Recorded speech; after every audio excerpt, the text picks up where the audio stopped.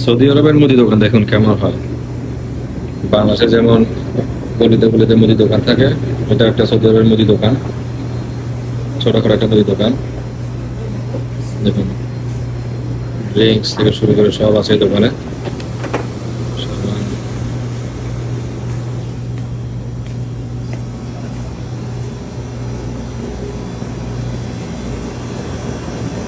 সবজি সবজির সাইড, দোকানে সবজি পাওয়া যায় এখানে, আলু পেঁয়াজ সব